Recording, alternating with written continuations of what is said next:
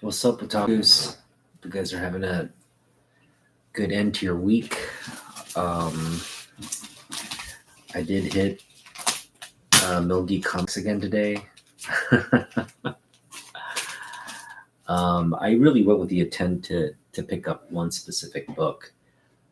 Um,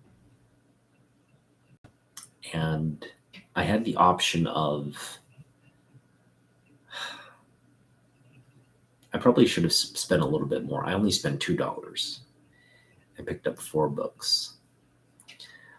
I'm really kind of nickel and diming it right now. You know, I'm hoping some more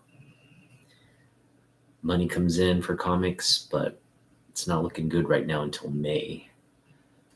May, probably June. June is when I'm planning to do some extra work, specifically, for a comic budget. Not all of it.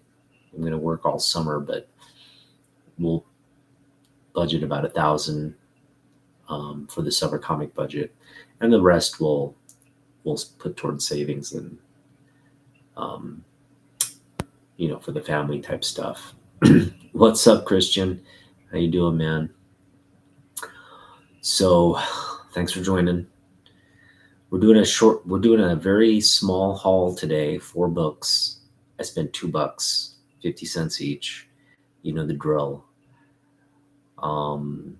Nothing major in this haul. One book, so the book of the haul is going to be an interesting book. Thanks. And it's going to be an interesting book, and I think I'm going to put it on people's radar to pick up, hopefully, because I know it's an inexpensive book. You'll probably find it in dollar bins all day long. It's a 90s book.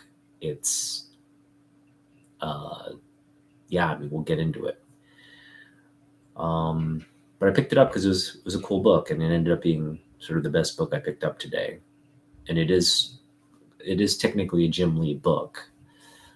One that I didn't have on my wish list, but then we added to it. So right now the Jim Lee book count is at 298. I actually had the option of picking up books 299 and 300, just spending $3 and picking up a couple more Death Blows. Actually, not Death Blows. I could have picked up a Death Blow. I could have picked up Alpha Flight. I mean, I had sort of a choice. Any one of those. The too early Alpha Flight, actually, thinking about it now, I should have probably picked that up. But anyway, we only spent $2. And we'll get into what we picked up. But first, I did want to talk about, I guess we'll get into all the topic and debate, topic and news stuff after we cover the haul and after we do some grading and all that. So yeah, we'll I guess kind of save that talk for a little later. So I guess we'll just start off with the first book then. First book we picked up is Action Comics 599. It's a black cover. It's Byrne Superman. Love that. And you got an appearance of the Metal Men. So Superman and the Metal Men. And it's entitled Kryptonightmare. This Byrne art isn't that, there's just, the dimensions are off in terms of his leg to torso proportion. It's a little weird looking, but again, it's $5.99. I do want to pick up issue number 600, which he works on that cover with George Perez. That's a really key book that I'm hoping to pick up at some point. They didn't have 600 there today, but this for 50 cents is like kind of like a no-brainer.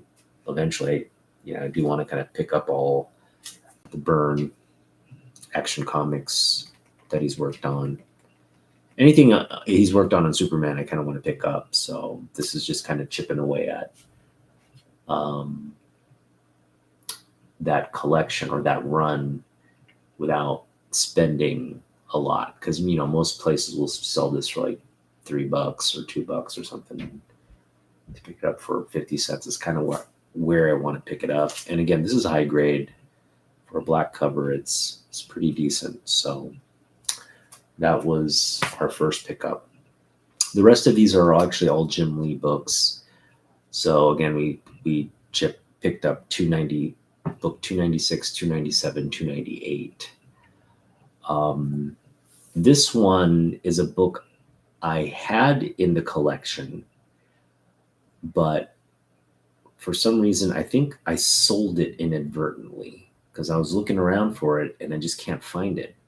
So that leads me to believe, one, either someone just came in and stole this one copy, or it was sitting in a pile that I sold with some other books, which is, what likely happened. And I don't know why it wasn't in my box, but anyway, this is kind of the reason I stopped in at No Geek today. Is like I didn't have this. I thought I had it. I looked through my collection and I didn't have it, and I was like, oh, okay, well, let's go to Russ's and pick it up. And that's Wildcats number 6. This is a book that I think I inadvertently put it in a sell pile or something, and it just is no longer in my collection. Not a big deal.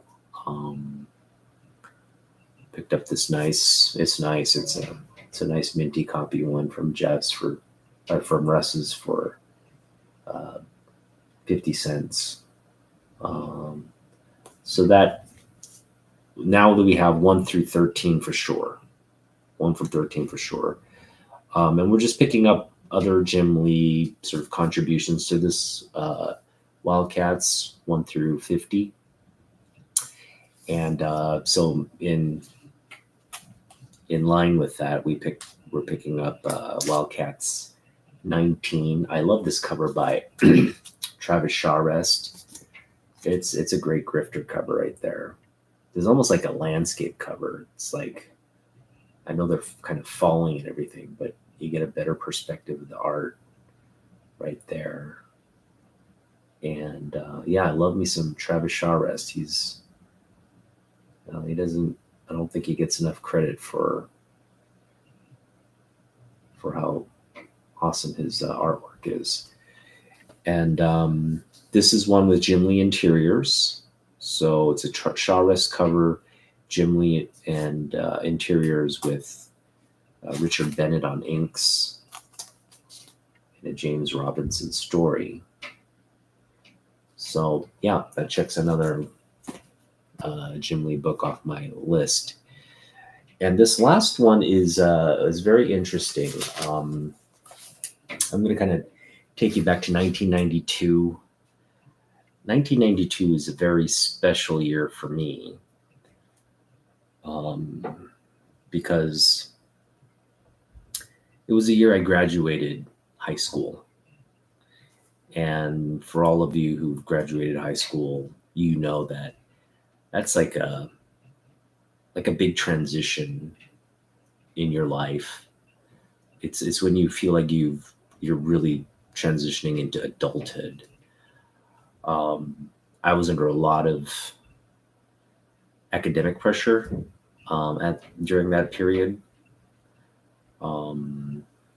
SATs and just trying to graduate and get good grades through right up until the end. And 1992 comes around. I got accepted to a school I applied to. I was getting ready to go there. So when 92 rolled around, it was a very sort of like, again, just like I got into the school I wanted. I was going there. It was kind of like the last summer I had with my friends. So it was just a lot of, good times. I think as 92 rolled around, that pressure with the college entrance and everything kind of faded away. And I've just had a lot of good, fond memories of graduating, and then, that fall attending college. And just, yeah, like kind of being faced with all the all the realities of trying to make it on your own. So 1990 is a very special time. It's a big year of transition for me. And, I just want to showcase this book. This is a book, right now the X-Men 90s X-Men are kind of hot because of the animated series. And I think what Marvel is learning from the animated series is that it intersects a lot. Like it's a multi-generational intersect that will bode well for, I think, who they introduce in the MCU. And I really think the MCU is, you're going to see the 90s X-Men in the MCU. You're going to see that team of Gambit, Bishop, Psylocke, hopefully, Jubilee, all these sort of 90s characters we haven't seen yet in the sort of mainstream MCU, or even the Fox version of the X-Men. I think we're going to see that. But yeah, like this book here, just so exemplary. It's got this great Jim Lee cover, so exemplary. And it's got a lot of great artwork in here. There's a lot of, I think there's early Adam Hughes artwork in here. There's Mark Teixeira artwork in here. There's some Kubert. I think, Andy Kubert in here. It's just a lot of good stuff. And again, this is sort of Jim Lee's, not his final. I mean, this comes out, this is his last year at Marvel. 1992 is when he departs Marvel officially. And he ends up writing a couple more books on X-Men. This annual comes out, and again, he ends up writing a few more books through the summer, and ends the run with issue number 11. Or is it 12? Issue number 12.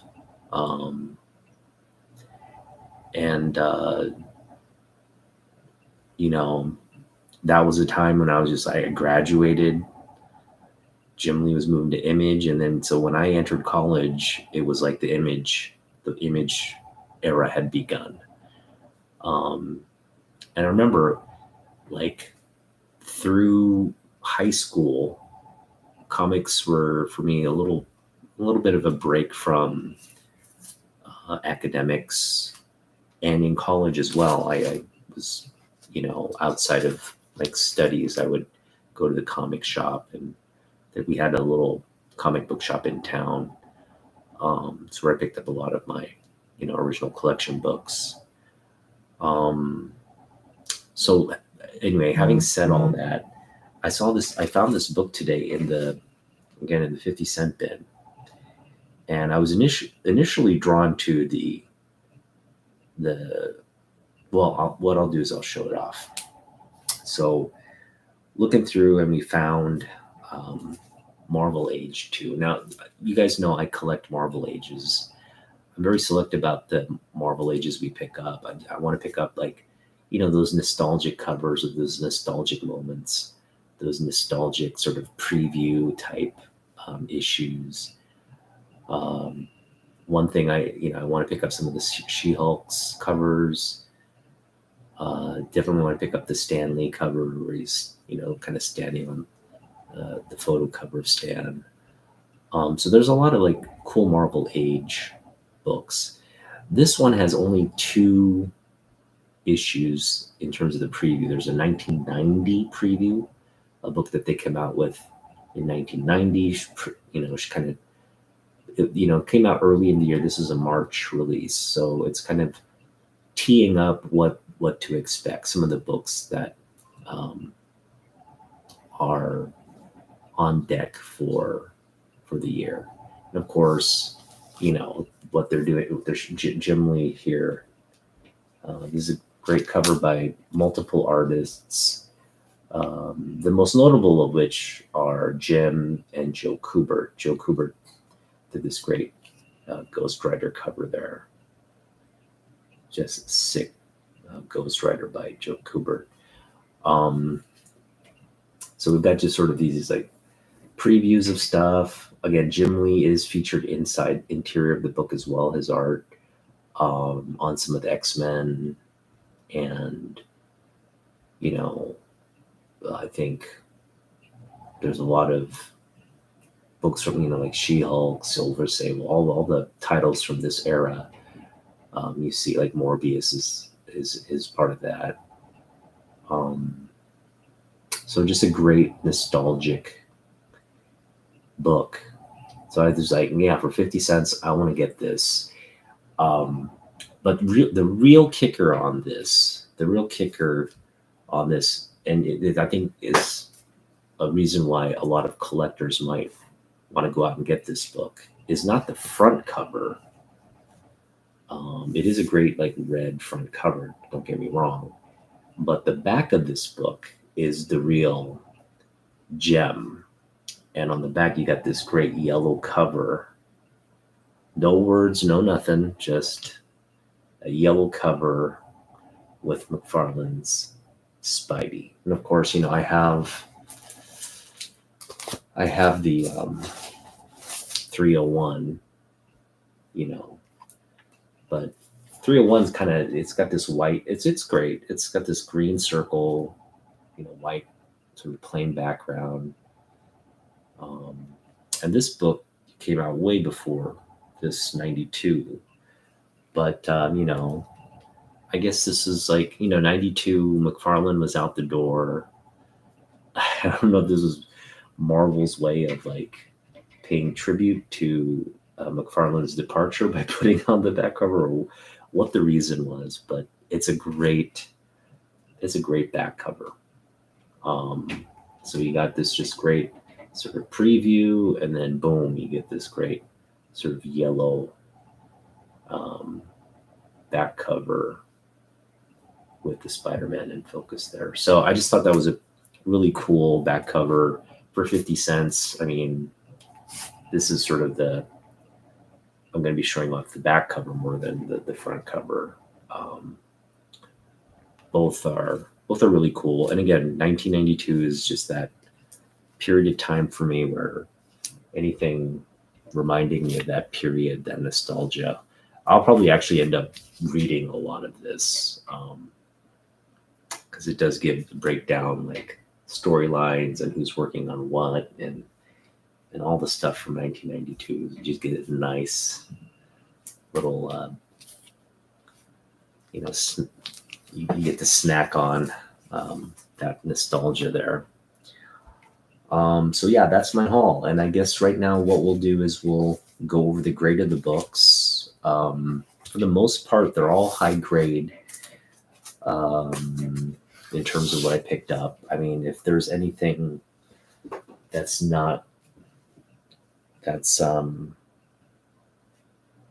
terms of grade, that's not, near mint, it's probably going to be this Marvel Age book. It's got a couple issues. I guess we'll get into what those are as we grade it. So I guess we'll go back in the order we started. We'll start with this Byrne Superman. Just give me a second here to get stuff out of the way. All right, so we'll put this down here and we'll get to grading. Here we go.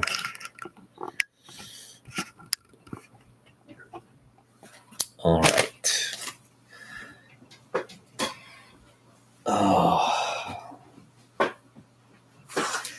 So these black covers are tough. because any kind of damage is gonna just pop up. And I hope can tell. This is a great looking book. It's near mint. Yeah, I'm just gonna give it a 9.4 off the bat. I don't see anything wrong with this book. And I did thumb through it a little bit before coming on YouTube, but look at that spine. I mean, super clean. You can see it in the reflection. There's just nothing there. Give you a look at the back as well.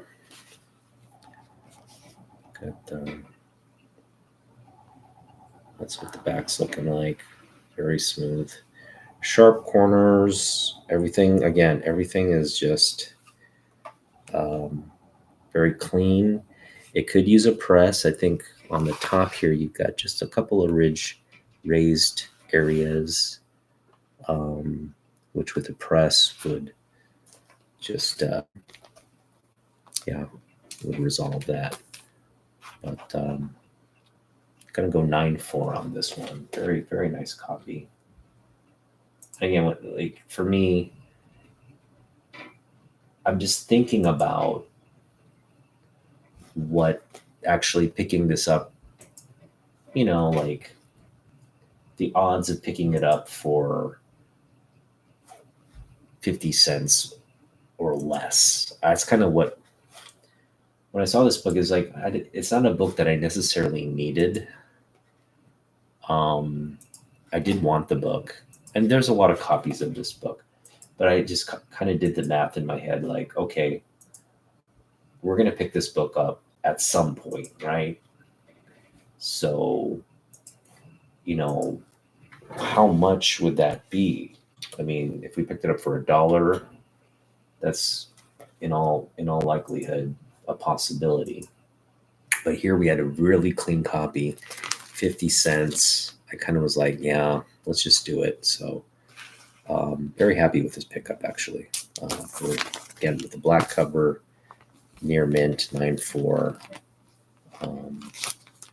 It was kind of right where I wanted to pay for a book like this. So really glad. I mean, the other economic thing to do eventually is to find a collector who has like a lot of this stuff that I like, just buy their collection. I just don't have access to people like that. Maybe I will in the future when I don't know, decide to maybe do this as a business. Always kind of thought of having that. I think it'd just be a labor of love if I were to do this as a full-time kind of my life's passion work. But we'll see. I don't think my wife would be too thrilled with investing in a business like that. But, if it's making money, hey, so you got to do what you got to do sometimes. So yeah, 9.4 on that book. These ones, I'm not gonna go. I'm just gonna give them 9.4s because I mean they're really high grade. I don't see anything even through the bag that would make me think differently.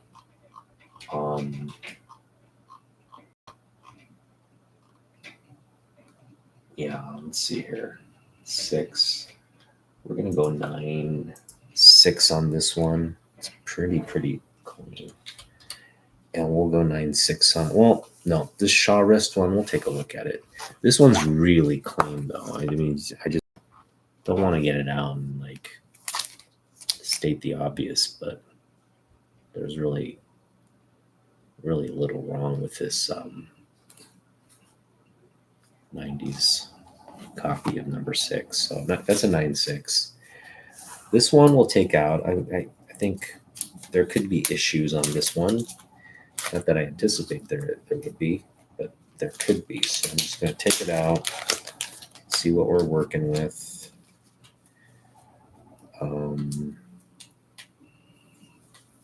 It might need a press. No, it's pretty clean. Yeah, it's beautiful.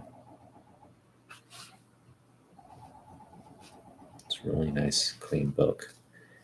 This one's probably like a 9.4, I want to say, because it does need a little bit of a press. As you can see, there's some, it's really, we can see some lines there. I think there are some cards in here. Feels a little stiff. Let's see what we got going inside. They might have like something inside. Beautiful Jim Lee art they've got inside.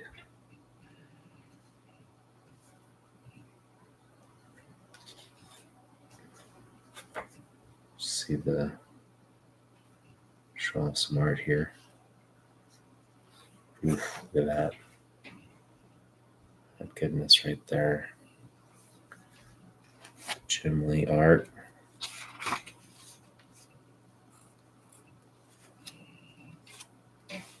Yeah, I'm not seeing a card or anything.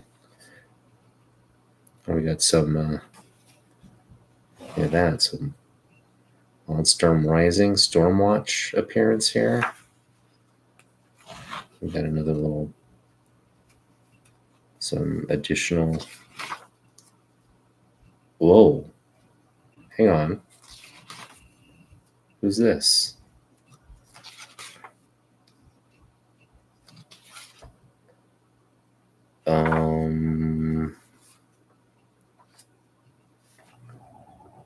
All right, so it's Terry Dodson. Really, Terry Dodson. Interesting. So I got a little supplemental story here by Terry Dodson in the back. Nice little addition to this book. This is just a great, for 50 cents. And talk about, this is 95. This book came out in 95. So, right during my junior year of college.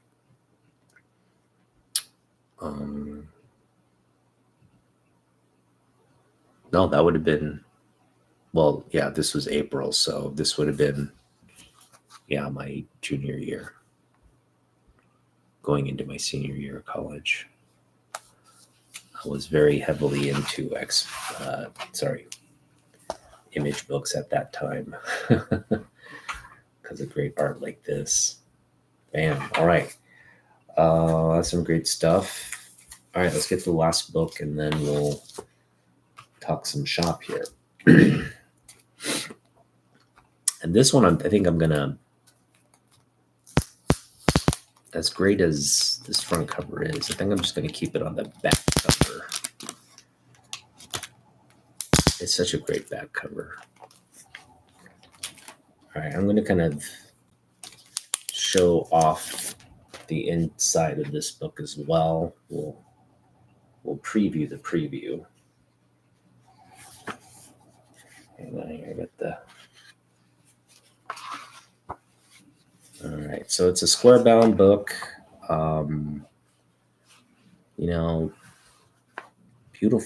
Beautifully preserved for a square bound book. Are you seeing that little glitchy thing there? My video's glitching.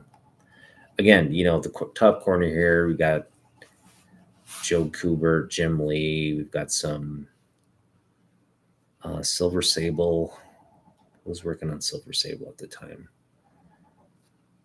Oh, what's his name? I'm blanking on the name. Anyway, I'll look at 1992's hottest titles. Let's take a look. So there's a lot of artwork in here. Look, there's some John Romita Jr. Punisher to start us off. Cage, Punisher War Journal. There's a Ghost Rider. Midnight Suns. Rise of the Midnight Suns. And this is just, and there's that Joe Kubert. I can't see it, but there's a Joe Kubert art right there on Ghost Rider. Punisher, West Coast Avengers, Thor, Iron Man, Romita Jr. doing stuff on Iron Man, the cover. Marvel Masterworks did something on Iron Man. Some Ron Lim Silver Surfer. Akira, the trade paperback, was something that came out on Marvel. That's crazy.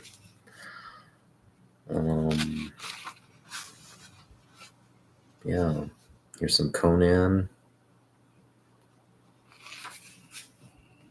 Conan the Barbarian. Gru. There you go. We got some Marvel the Year in Review. Okay. Is that Jim Lee work? Could be. Looks to be. We've got military stuff. Barbie. Captain Planet Dave. Dude, Captain Planet. Some sports stuff.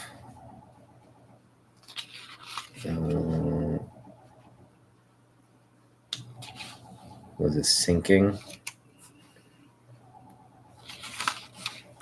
Darkhawk, Daredevil,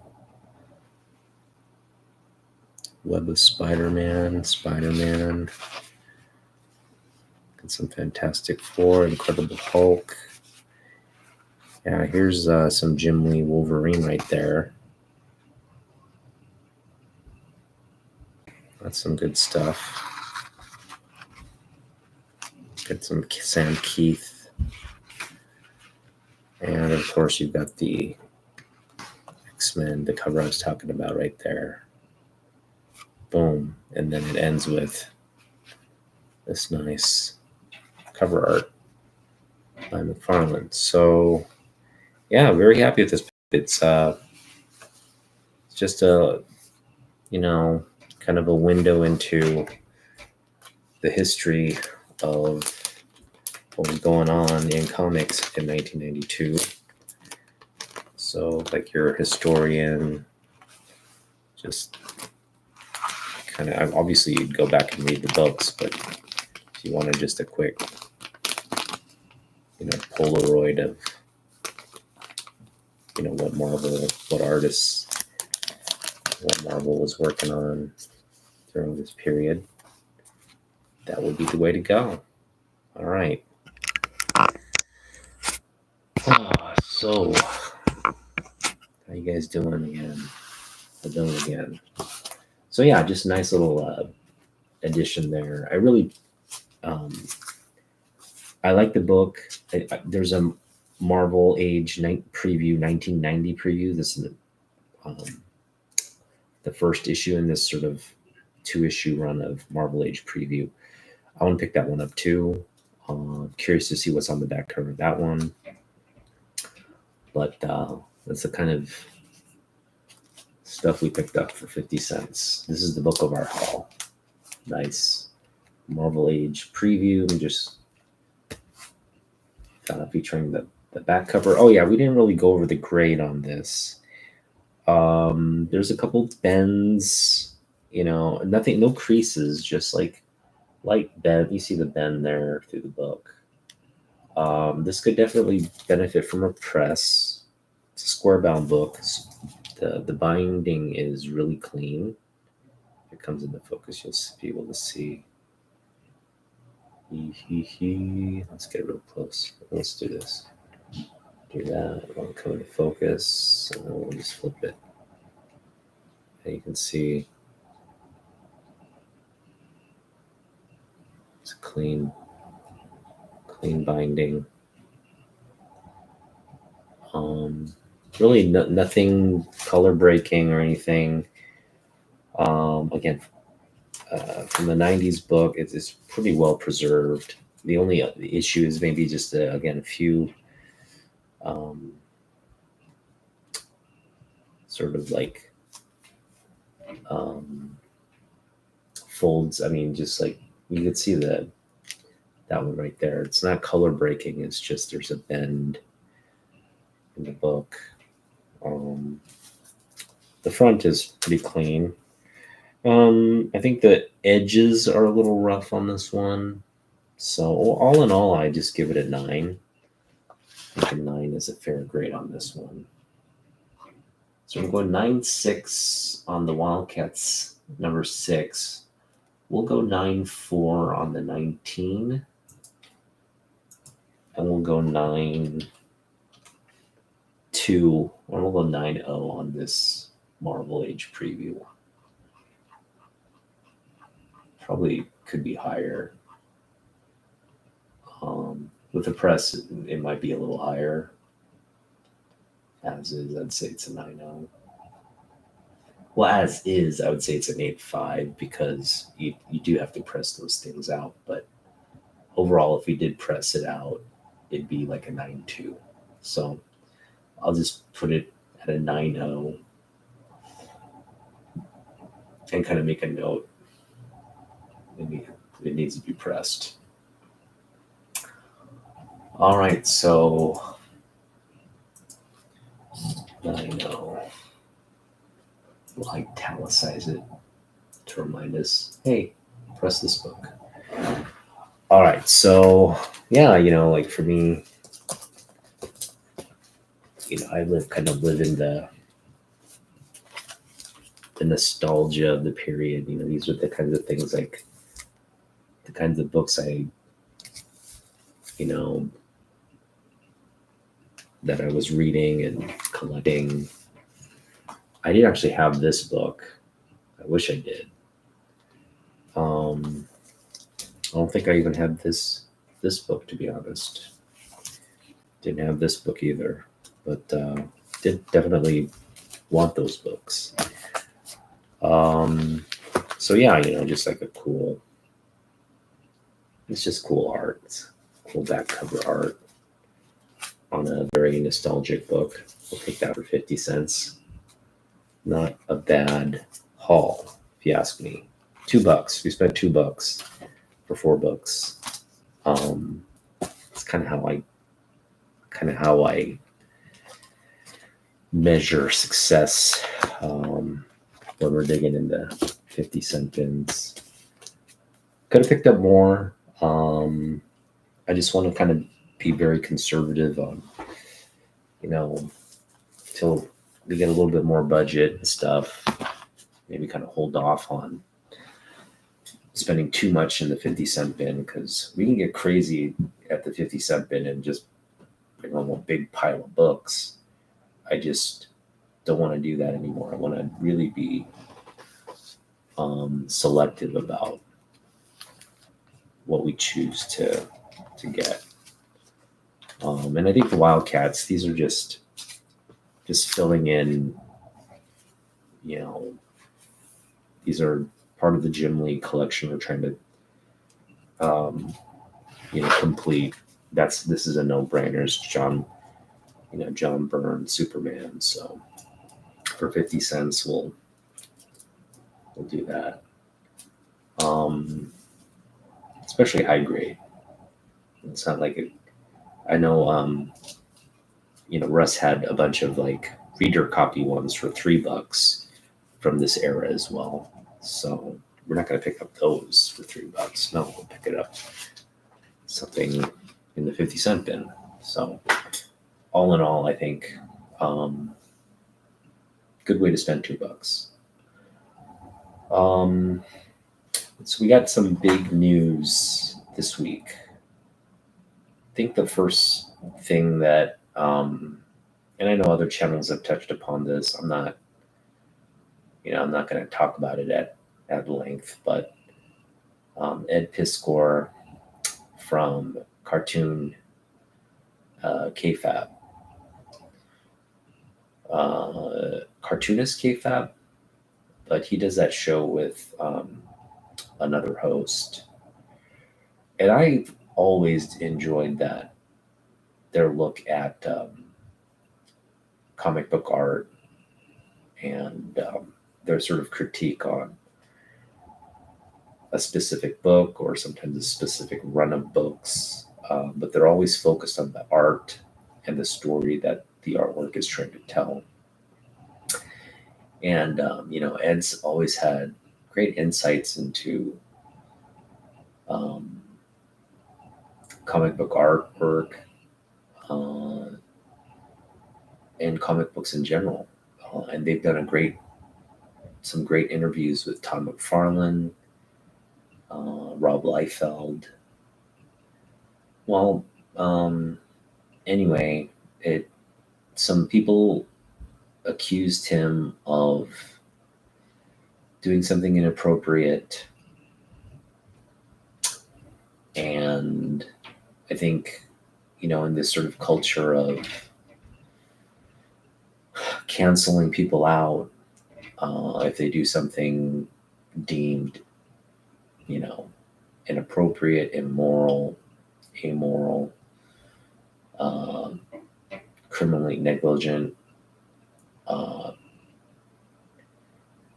and that's kind of what you had in the situation. They, obviously Ed didn't. Things happened where Ed, you know, he had sponsors back out. He had people working with him saying they wouldn't work with him, and it looked, I guess, bleak from his perspective. Um, and he took his own life, and yeah, I just, it's a tragedy. It's really tragic because I don't think anybody, even the people maybe that who accused him of these things that he did, uh, had the intention of it leading to that point. You know, if they knew the consequences of their actions, maybe it might have played out differently. But it was a really unfortunate uh, chain of events, and he's gone now. He was a great voice in our community, great presence on YouTube, and he'll be missed. He'll be missed, and I think we it's kind of too late to um, you know I it teaches us all a lesson, because I think we all do this online from time to time, where we can be very negative. Um, I've definitely done my share of sort of you know commenting or being what's the best way to put it, like not being an ideal community member. I've gone on and made not disparaging comments. I would never do that, but I've made comments that were negative. Like, if there's a post about something, I'd be critical of it. Um, Especially with the CGC stuff, I was very sort of like overly critical of, you know, people who were defending CGC and all that. It, that to me was like, what are you doing? And like the whole Dave Stevens thing, like he's trending, and I get why he's trending. He's this great artist. He passed away before his time. To really, like, you know, no one wants to. Again, it's a very tragic situation. Um, and I can understand why you'd want to collect Dave Stevens. Did some amazing, incredible work. He passed away tragically, like before his time to cancer. Um, but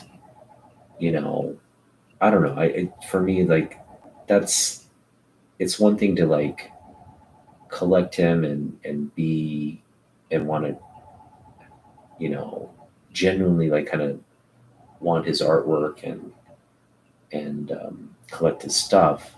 And it's a completely different thing to like fall into this sort of, you know, like fear of missing out kind of thing and just start wanting to get his books because everybody else is like going after his books and collecting his books. So, you know, I might have been a little bit negative about this Dave Stevens trend of people wanting to get his books, but I get it. I'm not gonna like knock people who want to get his books. But I just, you know, it just seems like a, yeah, yeah, for me, it's like, you know, great artwork. Yeah, if I run across a nice Dave Stevens copy and if I'm hunting and if it's for a price I like, maybe I'll pick it up. But it's not something I'm like pursuing. And what I'm kind of resistant to is just sort of this like, you know, this sort of um, community like hyping of all the hobby hyping up his comic books and the pricing and the, you know, just kind of like hyping it up as this sort of trending market event, which creates that fear of missing out and like people running around trying to get his books or going online to buy his books for whatever. Um, that, you know, that part of the hobby is just like sometimes, oh, whatever, it is what it is. It's part of this hobby. I mean, you know, I got into definitely some of the stuff I got into now because it was trending or people were talking about it. But you know, well, that's stuff like, you know, when there's a death or a tragedy, sometimes that brings focus into one's work, and you can, and it'll have you focused on that right there and then. But with Dave Stevens, it's a little different. You know, that's not kind of, I don't know what spurred this sort of. I guess it was just like a slow trend, maybe. But whatever the reason, it's a lot of people are clamoring for his books, and it's driving the prices of his books up, and that's great. I think um, again, he's just a really talented artist.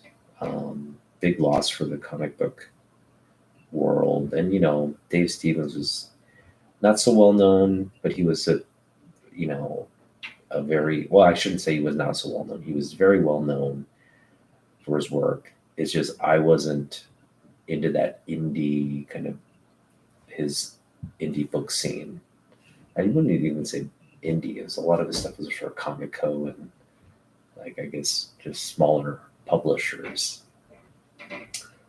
But yeah, um, I think it's cool if you collect Dave Stevens. If you've always loved Dave Stevens and you collected Dave Stevens, I think that's really a cool, awesome thing.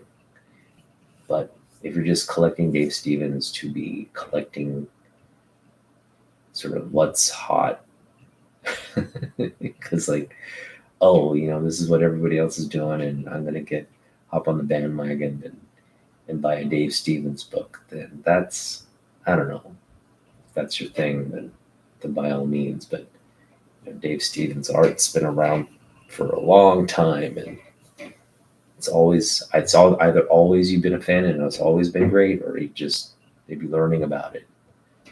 And again, it's an education thing. So if you're just learning about his stuff now and wanting to get into his artwork and collect his stuff, that's cool. Um, but you know, back to my original point, like the the negativity. I am definitely guilty of that online negativity sometimes. Just making snide comments or um, being sarcastic, or I do my fair share of like ranting on the Mariners, you know, the Mariners social media page, just absolutely tearing into like Scott Service and the general manager, and some of the dumb lineup decisions they continue to do with the team and all that stuff. I'm just super kind of passionate about the team, but also like I tend to like I think go overboard with being critical and negative towards certain you know towards certain players or managers and stuff. So I think it's a lesson. It's a lesson for us to like chill out, chill out on social media, and maybe even take a break from social media. I mean, like I know it's geared to get elicit an emotional response from us a lot of the time, um, and a lot of people fall prey for it. Like they'll intentionally put up some divisive topics or things, political topics, divisive topics, and you know, for people just kind of scrolling through and finding something and reacting to it. Oftentimes, that reaction is what makes you go on and comment or dislike or like or whatever. And I don't know. I feel like because social media is geared toward wiring your brain to, you know, respond to stuff like that or just be engaged with whatever they're, putting in front of your face. Um, it can, you can fall into a cycle of like negativity and like feeling you're being attacked, and then you have to like, you know, defend yourself, you know, through a comment or through something when it's really you're not being attacked. you know there's nothing going on, it's all in your head, and you just need to just relax and take a breath and ignore it. Ignore someone like trying to provoke you, because that's how I feel like social media is just this like provocation to get you to react to something either you like or dislike or whatever. It's just out there. There's a lot of stuff, a lot of variables, but it keeps those, that algorithm, they'll continue to put stuff in that gets you to want to consume it or, you know, take part in whatever narrative there is out there. Um, and, for me, if you look at my social media feed, a lot of it is comic books. A lot of it is, um, yeah, comic books. A lot of it is comic books. Um, and I'm bombarded with the comic book community. It basically, you can get a good sense of what the comic book community is focused on. Um, so a lot of these like trending lists, it's all marketing. It's all marketing. I think at the end of the day, like um, they want us in a certain mindset to buy books, to consume whatever content, um, and just keep us engaged in that way. You know, like the whole Dark Claw thing. Um, Jim Lee made an announcement. Yeah, the amalgam universe and all that. And first thing that went to my mind is like, man, I got to pick up Darklaw. I got to pick up these amalgam books. I got to get that connecting cover. So it's a very powerful thing. I think social media and marketing and the influence of what you're seeing and reading and all that. So it might be a good idea kind of step away from that from time to time and remind yourself social media is just a big corporate marketing platform to get you to buy stuff, consume stuff, fuel the economy. So, just keep that in mind. Like, it's not free speech. It's not this great thing to where you get to like watch videos and do all that. It's like there's a purpose to what you're being fed. And hopefully, you maintain that responsible level of self-control and engagement, a restrained sort of reaction to what you're seeing, because a lot of it will trigger you.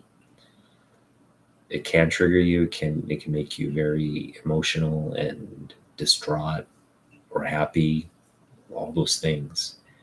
But you kind of succumb to that the need to always be, in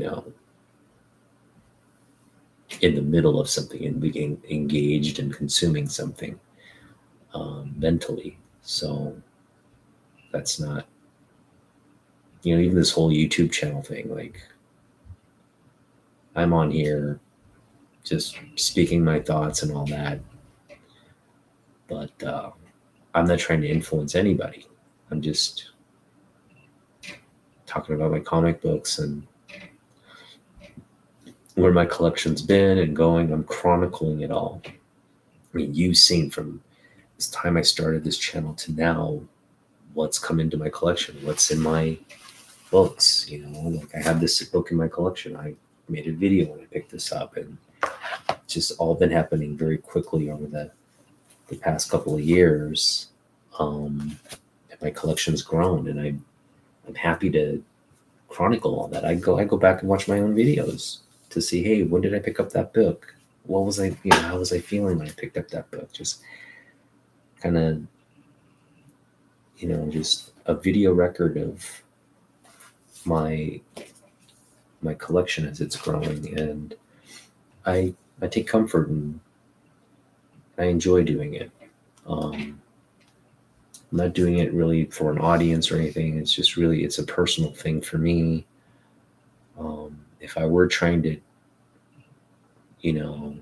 I guess, cater to a larger audience and really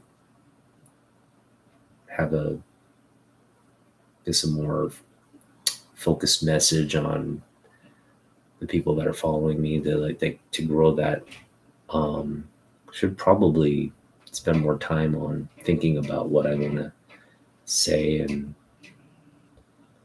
curating it a little better so that's more enjoyable rather than just going off on tangents and kind of talking ad nauseum about comic books. But that's kind of again, for me, this is just like, it's my way to unwind after a work week. It's a hobby again. The hobby allows me to do that as well. But I think it's always better when you're connected with a community and doing it together. So, this allows me to share with you guys. And obviously when I watch your content, I enjoy every minute of our communities, that sharing that we're doing in our own way. I may at some point try to bring people on. Maybe, I know Naman Hyung and I do we do our little corner, meet the collector and meet the, and I enjoy that a lot. And we just think we've hit a kind of just like a slow period in terms of like who we want to speak to and how much time that can consume. Doesn't take too much time. It's just the outreach and all that. But it's like we reached a point where we like talk to so many community members. It's like, what's the next logical, I guess, evolution of that. And I'm always like thinking like, what can I do to improve our channel to make it just more, I guess, accessible and relevant to everybody. I just kind of like being in my zone, the zone of like, this is the crap I collected when I was growing up, and it's a hobby I love, hobby I got out of, and hobby I got back into. And so all those things, I think, just all those things play a role into everything you're seeing, all the books and everything you're seeing.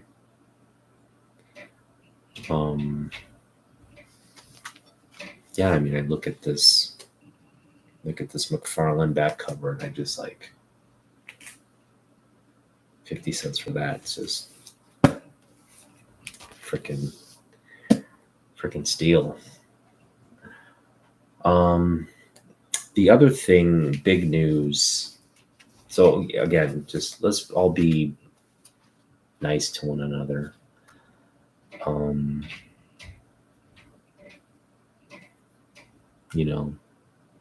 I know if I met 10 out of 10 of you in person, face to face, sure. I mean, I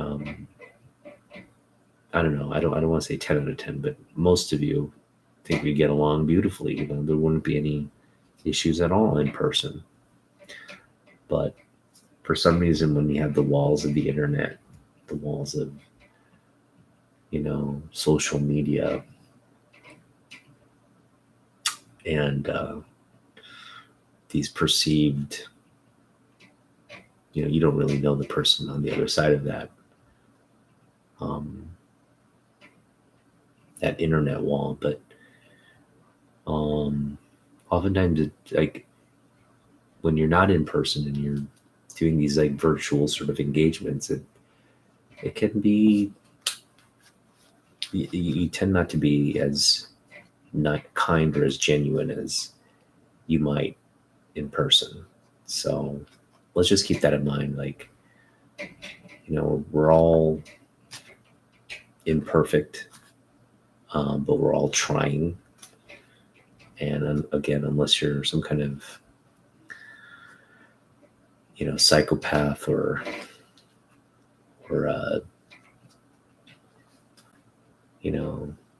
some kind of can't think of the word, but unless you're just a jackass, hopefully you're going to just be civil and try to go along with people. So let's all try to be our best selves on the internet.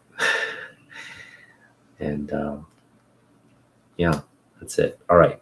The other big news that came out, and who has great perspective on this, and again, I've been kind of critical of him in the past as well, and I apologize, is Dave from Comic Book Investments. Dave is, I mean, that guy is one of the top YouTube people on in our community, and love his content. He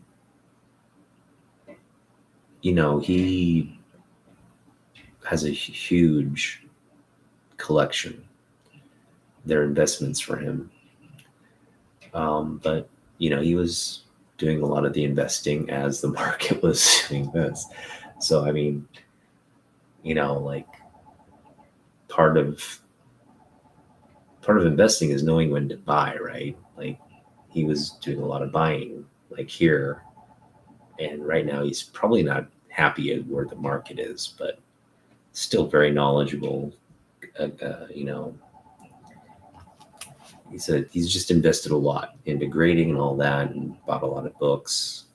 Probably it's out a lot of money, but he's also selling a lot of books, so maybe he's not in as bad of financial shape as we're led to believe. But but yeah, he's chronicled a lot of the stuff he's bought, and it's not nowhere near that value now.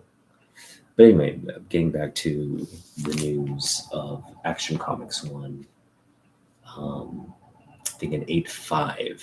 It's crazy that you get an Action Comics 1 in an 8.5 condition. That's just freaking insane. But sold for $6 million, which I think it was about 2 years ago. I want to say 2 years ago. Action 1 sold for 3.4 million or something like that, which was big news at the time. It shattered the record for a comic book sale. And then again, almost 2 years later, a better grade that came to market, and it sold for 6 million. And that's just huge. 6 million. Now, I watched the video. Go and watch Dave's video. Okay, Dave's videos. He just basically runs down that Heritage auction sale, all the books from that sale. But that's a big statement, and it shows you the strength of this market. And not these other, like these, not these 50-cent books that we're collecting, but we're talking about like legacy books. These are like the big boy books. And, the strength of a $6 million sale on an Action Comics 1 is just letting you know, hey, this hobby, it's got some big players in the market. And when you have big players in the market like that, that's going to drive the hobby for generations to come. So, I don't think Dave's too down. All those books he invested in, if he just waits long enough, every single one of those books is going to trend back up. And so I think if you're in the market to invest in books, now I think is the best time to do it. Now's the best time to kind of like take a look at some of those like Grail books, see where the prices are, and maybe if you have, again, the money, make a good offer and try to get them. So that's kind of where our mindset is heading into the summer 2024. With $1,000, I can get a lot of books, or I can focus on one big book with $1,000. And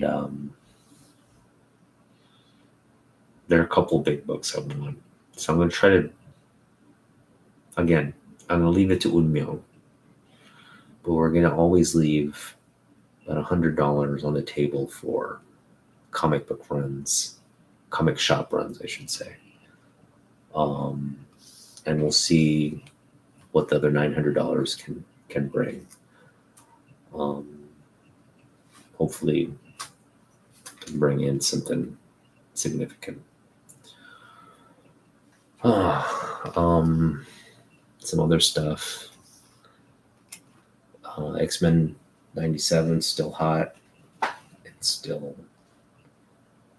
I think I was in the shop with Russ today. Russ has been in the shop a lot these days, so it's always nice to go in there and look for comic books and have him in the back. We're just kind of chatting here and there.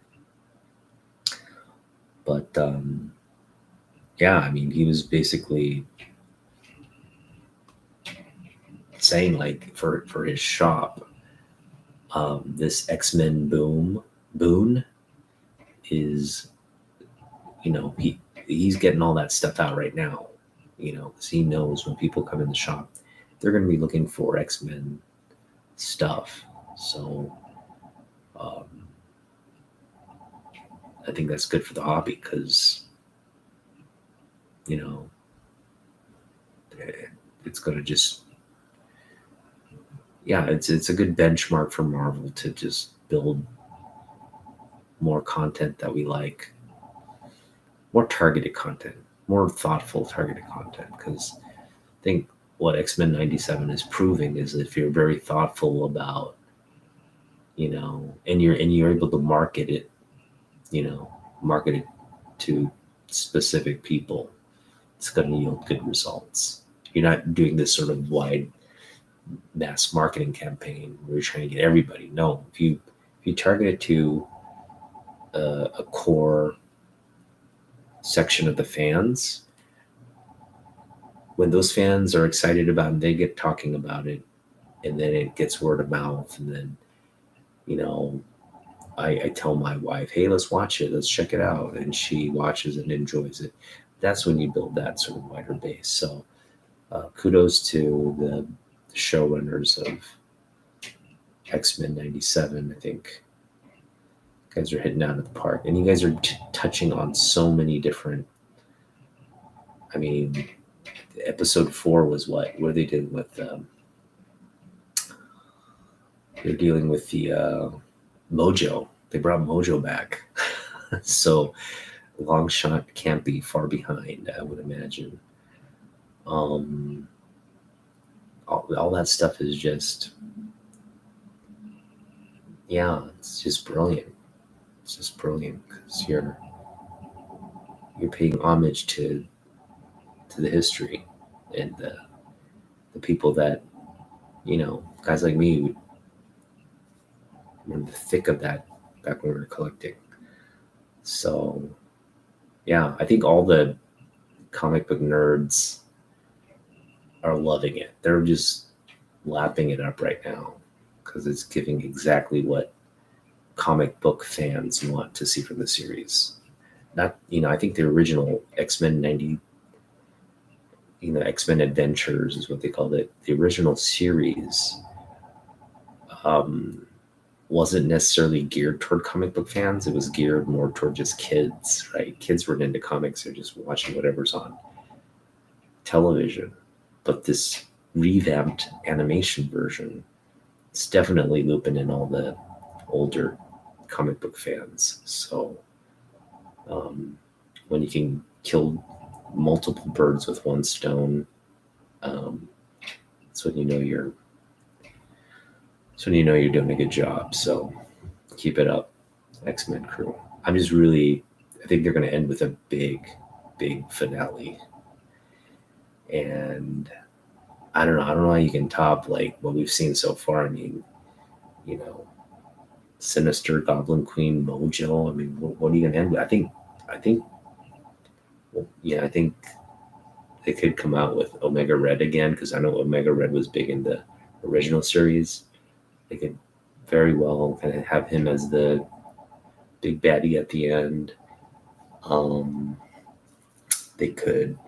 That would make sense too, with all the war with Russia and all. That'd just be a big kind of like F you to Russia kind of thing. You could Wolverine taking out Omega Red and all that. That would be a cool thing to see. And a commentary on our times as well. What else? What else could be the big baddie? Just trying to think from the 90s X-Men standpoint. I mean, you could do so much. You can bring in so many different elements. Well, it'll be just a fun ride, I think. And I think again, we're going to see a lot of what we're seeing here in the series translate also to the movies. So I don't think it's going to be too far off from what we're seeing right now. So that's all exciting stuff. What other stuff? Yeah.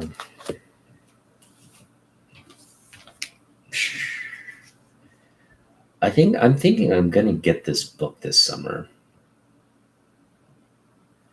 It's just always been in the, it's a good time to buy it right now. It's down a lot. I see mid-grade copies going for like under 400 now. So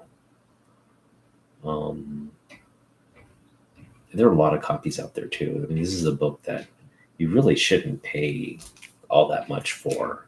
Probably find it like a low to mid-grade copy of it for like a couple $100. It's kind of where I'd put it. High grade, maybe a little over 500, but nothing. Wouldn't pay anywhere near 1,000 or 800, whatever. It's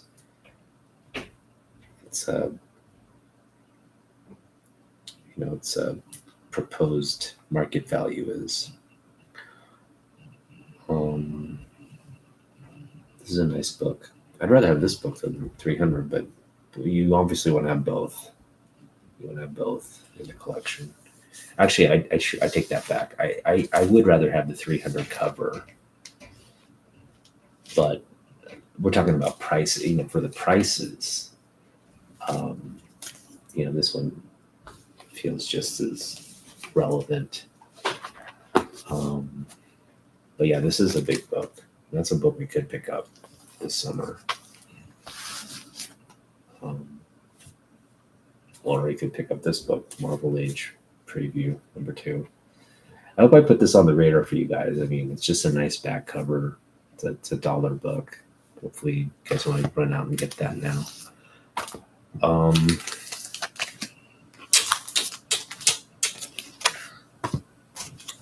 What else has been going on here? They just announced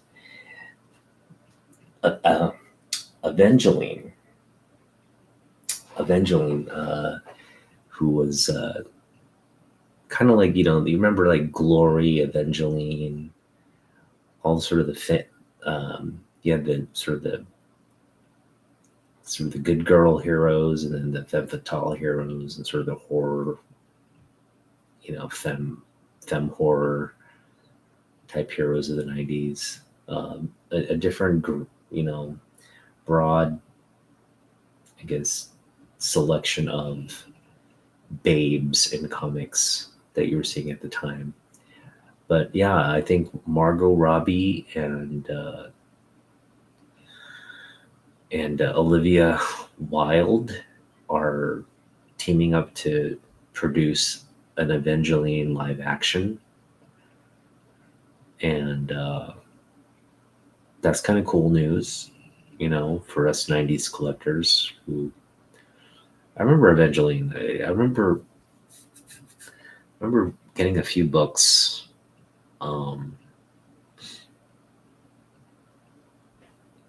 No desire to collect that stuff right now.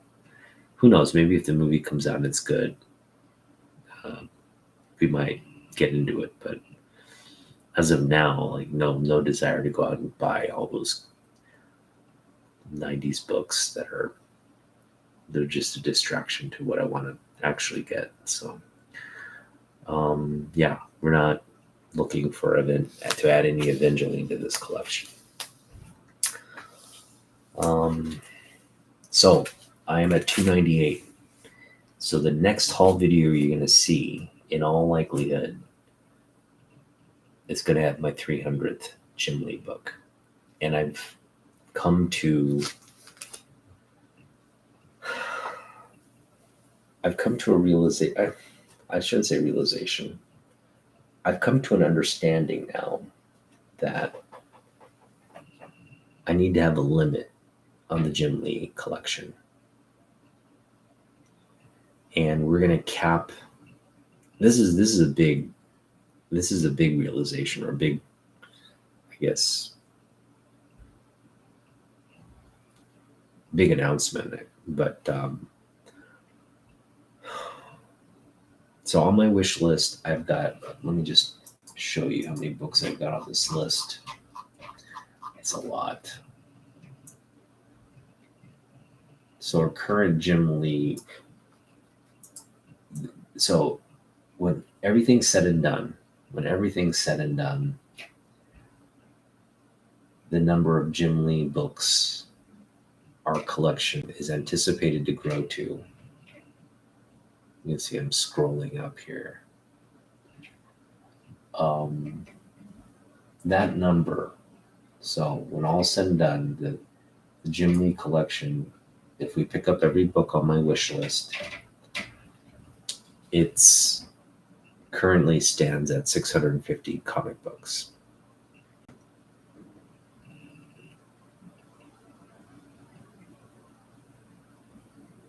And what I'm going to do right now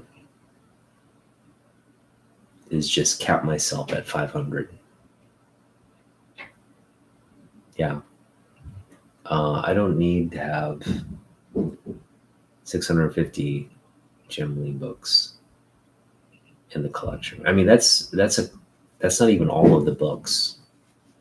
650 is not even all of the books. It's like as many as I could kind of like cram into a wish list. There's more. So we're kind of we're tempering the expectation for the collection now to 500 books. And I think that'll be good. You know, what it's acknowledging is like, look, we don't want to pick it all up, but we want to have a sizable collection. You know, that moment when we add 500 to the collection, we can like kind of close the book on picking up Jim Lee stuff and still have room for other stuff in my collection. I don't want to have to give up everything I have to pick up every like Jim Lee book that we're obsessing over. So I think 500, capping it at 500 is a good decision. That's a big collection by any, you know, measure. It'll allow us to kind of like keep the stuff we have. We don't have to like, you know, kind of micromanage all the stuff we have to get the Jim Lee stuff. It's just like, it'll happen more organically. So, I mean, we're at 300, which means we only had 200 more books of Jim Lee to add. And that's not a lot. I mean, he did a lot of stuff in the 90s that we still don't have. A lot of early stuff that we still don't have. And so much modern stuff that we don't have. It's a headache when we get into the modern stuff. So, you know, I think at our current pace, reaching 500, we'll be there in like, I want to say in 2 years. I think, you know, come this time, 2026, I think you'll be seeing me like raise. This is the 500th book to nail in the coffin on our Jim Lee collection, and kind of calling it quits on Jim Lee books. But we'll see. You know, I think it's going to just be a slow burn. But I am still focused on it. It's kind of my primary thing that I look for when I go out. And we'll see. We'll make a decision. After we add 500th book, I'll kind of take stock in how I feel about the collection, if I need to add more or whatever. But I don't always, you know, nothing is set in stone, but I think it's good to have sort of these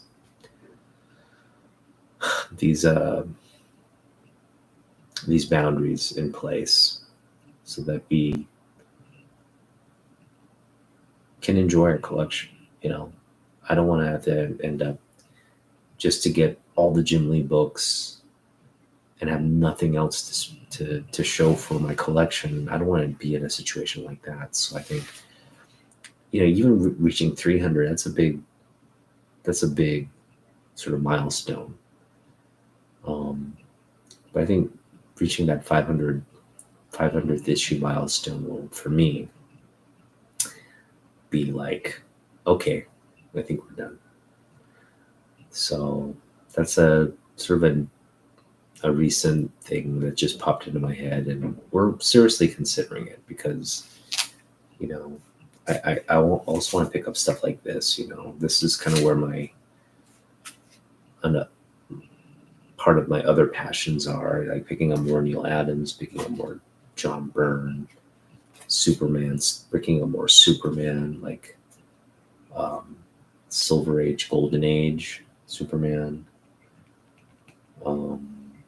That'd be great. Kind of want to target a big Golden Age book this summer as well. Doesn't have to be a key, but just like a really key moment in that early run would be cool, because there's a lot of great moments in the Golden Age. Just to own any one of those Golden Age books would be cool. And I think if we're focused on a specific one, not too pricey, where the grade's acceptable, that'd be a nice. We can't own Action 1, but we can own a nice chunk, a nice piece of early Superman. And actually, the time to do it is now, because I think once that Superman movie comes out, it's going to create this whole mania around Superman stuff. So we'll see how that goes. But yeah, a lot of exciting stuff going on at DC. So just going to show off this Grifter cover again. Boom. Sorry, that's the landscape. That landscape as they're falling. Grifter. All right. Well, that does it for me. I don't have much more to say on what's been going on. Yeah, I think just let's be kind to each other and take care of one another. And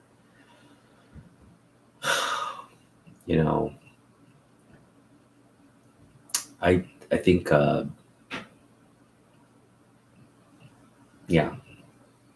again, there's two ways to go about living life. It's to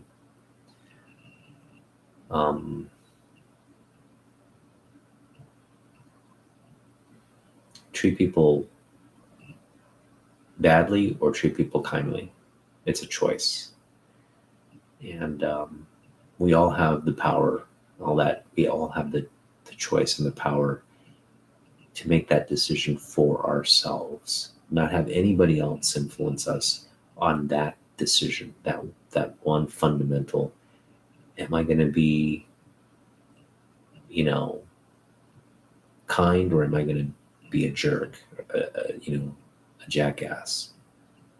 And some people, maybe they're not programmed to know how to be kind because they just didn't have the fortune of seeing it in their daily lives, maybe. But regardless of what your past and ultimately it's a choice, and it comes down to execution on your part, making the choice and executing on it. So hopefully it's not being kind is not so out of your realm of things you can aspire to be that you can't. And we all have the power to be our best selves.